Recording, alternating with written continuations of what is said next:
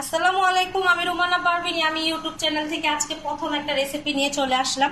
যেহেতু আমরা মাছে ভাতে বাঙালি, তাই মাছের একটা রেসিপি নিয়ে আসলাম।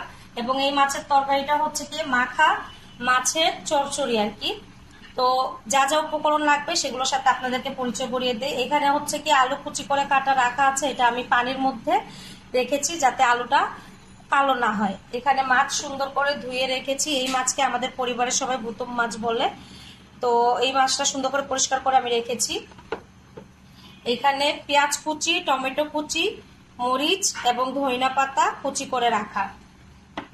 সাদা সয়াবিন তেল আমি 1.5 কাপ নিয়েছি। এখানে ধনিয়া গুঁড়ো, তারপরে আদা রসুন বাটা, মরিচ গুঁড়ো, হলুদ গুঁড়ো এবং পরিমাণ মতো আমি লবণ নিয়েছি। প্রথমে যা করতে হবে তা আমি আপনাদেরকে দেখাই। মাছের তরকারি এটা আমার হাজবেন্ড খুবই পছন্দ করেন, তাই এটা বিশেষভাবে ওনার জন্যই আমার তৈরি করা। প্রথমে এই যে আলু, এটা আলু একদম ধুয়ে পরিষ্কার করে ফ্রেশ রাখা, এটাকে আমি নিয়ে নিই খুব ভালো করে পানি থেকে ঝরিয়ে।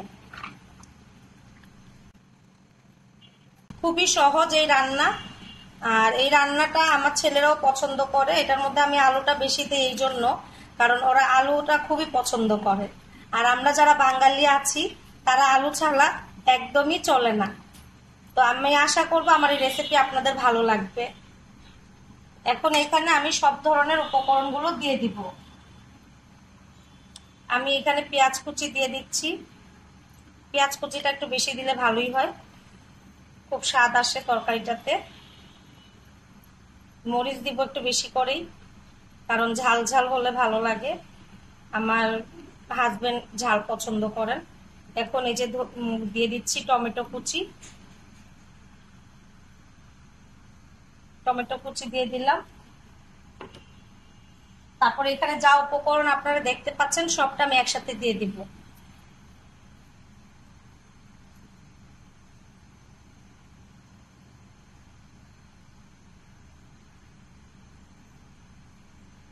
সবটা একসাথে দিয়ে দিলাম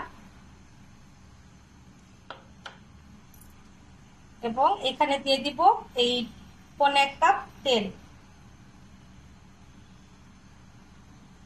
যেহেতু এটা মাখা হাতের চচ্চড়ি হবে মাছের, তাই এটাকে সুন্দর করে আমি মাখাতে হবে। এটা একদম গ্রাম্য পদ্ধতিতে তৈরি করা এই তরকারিটা। আমি সিলেটের মেয়ে, সিলেটে এই তরকারিটা খুব পছন্দ করে। এই চচ্চড়িটা খুবই খুবই পছন্দ সবার।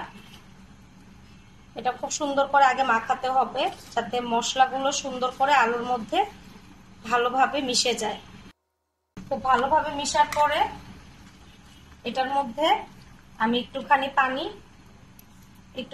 1.5 কাপের মতোই পানি দিব সুন্দর করে, বা তার চেয়ে বেশি যদি লাগে তার চেয়ে বেশি দিব, সমস্যা নেই। এটা সুন্দর করে মাখানো হয়ে গেছে। দেখুন এটার কালারটাই খুব সুন্দর আসছে। ঝাল এবং লবণ সেটা আমাদের নিজেদের পছন্দ মতো, এবং তেলটা এটা আমাদের নিজেদের পছন্দ মতো। এটার মধ্যে যে পানিটা দিয়ে দিলাম 1.5 কাপ, আর একটু লাগবে সম্ভবত। এইভাবে করে এটাকে মাখিয়ে ভালো করে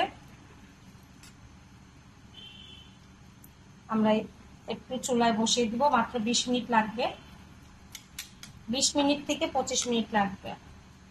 এখন এটাকে খুব সুন্দরভাবে এইভাবে করে মাখানোর পরে এখন মাছগুলো বিছিয়ে দিব।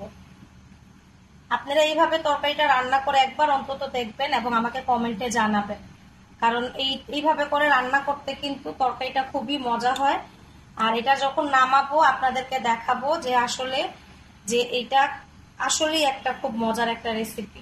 আমরা যেহেতু মাছে ভাতে বাঙালি, আমরা কিন্তু মাছ বিভিন্নভাবে রান্না করে খেয়ে থাকি নিজেদের মতো করে। তো এবার আমি এটা চুলায় বসিয়ে দিব মিডিয়াম আঁচে, এবং চলে আসবো আপনাদেরকে দেখাতে 25 মিনিট পর। দেখুন তরকারিটা আমি চুলায় বসিয়ে দিলাম মিডিয়াম আঁচে, খুব বেশি হাই হিট দেইনি আমি। এইভাবে করে এখন বসিয়ে এখন ঢাকনা দিয়ে রেখে দিব প্রায় 20 থেকে 25 মিনিট। আপনাদেরকে দেখাতে চলে আসলাম 20 মিনিট পর। এই দেখুন তরকারির কালারটা খুবই সুন্দর এসেছে।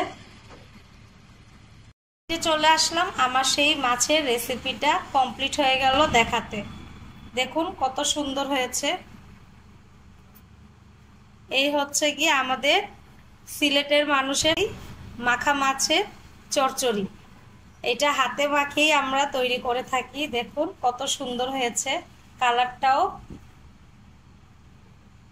অনেক সুন্দর হয়েছে। এটা কিন্তু খেতেও খুবই মজা, অনেক মজা, স্পাইসি। যাদের যাদের ভালো লাগবে আমার এই রেসিপি, অবশ্যই আপনারা বাসায় তৈরি করবেন এবং করার পরে আমাকে অবশ্যই জানাবেন যে এই রেসিপিটা কেমন হয়েছে।